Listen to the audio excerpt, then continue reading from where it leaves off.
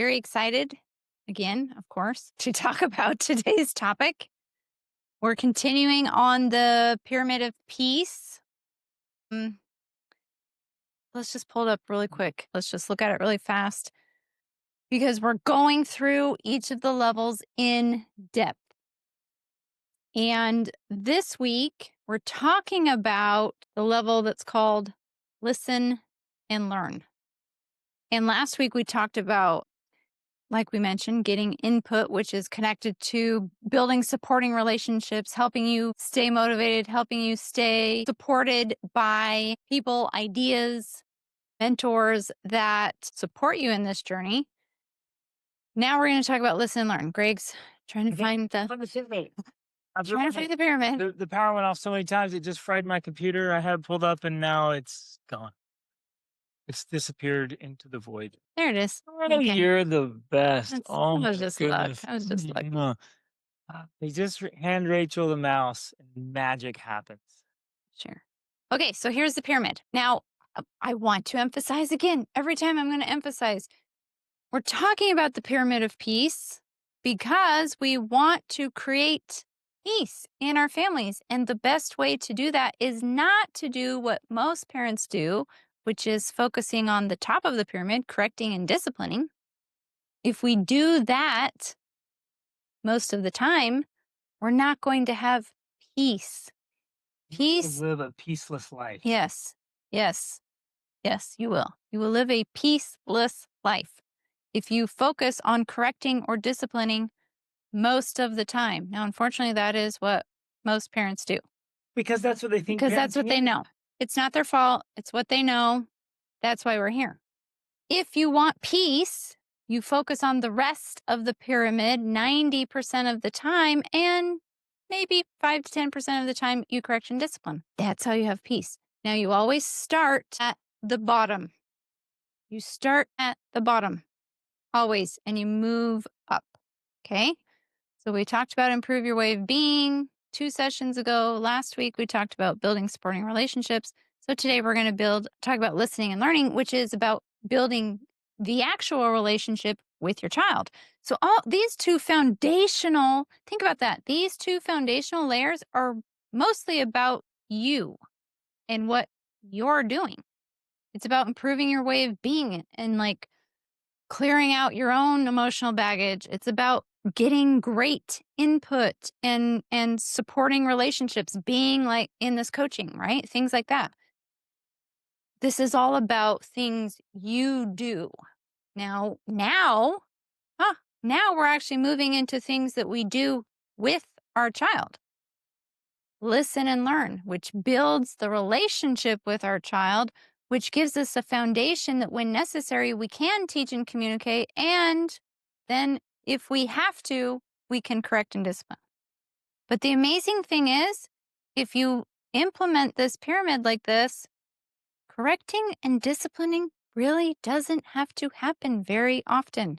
And I know maybe that sounds crazy to you, but I promise it's true. Now, sometimes it's a combination lock, and you're like, I'm doing the things and it's not working. Greg and Rachel, what are you talking about? It's a combination lock, and you just have to keep turning the little lock until you're like, click.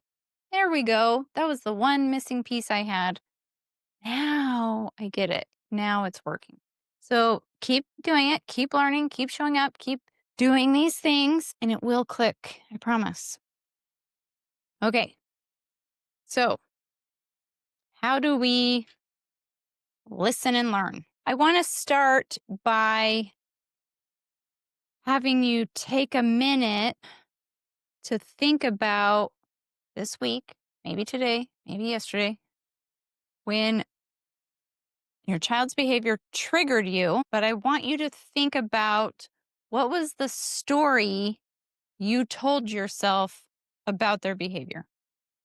Now, at first, this is kind of hard to do because I remember thinking, like, what are you talking about? There's no story I'm telling myself. It's just the facts. This is what it is. This is the thing. It's not a story. But I had to learn about this whole process that Greg calls it, well, it's called endophagia. We have this self-talk, and all of us are telling ourselves stories about the things that are happening in our lives. So our children's behavior is happening, and we are telling ourselves a story about what that behavior means to us. This is so huge. It's so significant. So this is just, this is self reflection so that as we're going through today, we can think about, because it's helpful to have specific scenarios of like, okay, yeah, here's a specific scenario of how this plays out, how I can change this, how I can improve this. Because we're going to be emphasizing going back to the earlier levels that when we're calming our inner self, changing that inner story, that is going to put us in a better spot to listen and learn from our child in order to connect with them. And that often removes the problem. And if not, it puts us in a way better place to teach and communicate or correct and discipline. Right? So that's why I want you to think about one, what triggered you? And two, what was the story you were telling yourself about it? Have any of you ever been tempted to take it personal when your kid does something and you're like, no, you didn't. How dare You you? just did that to spite me, or you did that to get back at me. And it's a story. We start creating this narrative. And in our heads, we think, how could it be anything but what I'm telling myself, what I'm seeing, right? You think it's so obvious. They did that just to deliberately disobey me. When in reality, it's like maybe they were so deep in their imaginary play, they were in another world, and you interrupted them and tried to pull them out, and they're like, yeah, get away, so they could get back. Right? They weren't sitting there thinking like, "Ooh, I'm gonna throw, I'm gonna throw things at you." You with me? I'm just coming up with. There's all kinds of reasons. Maybe they're just in a mood. Maybe they're hangry. Maybe they're dealing with some real frustration or uncertainty or fear or worry, or maybe their nervous system is just completely dysregulated, Hmm. and so it was like this autonomic response. "Ah!" And in our heads, we're like, "You Disobedient. did that to me." Right? When we want to take it personal, very, very rarely is it actually personal. And very rarely, I would say, is it immediately what it seems to be.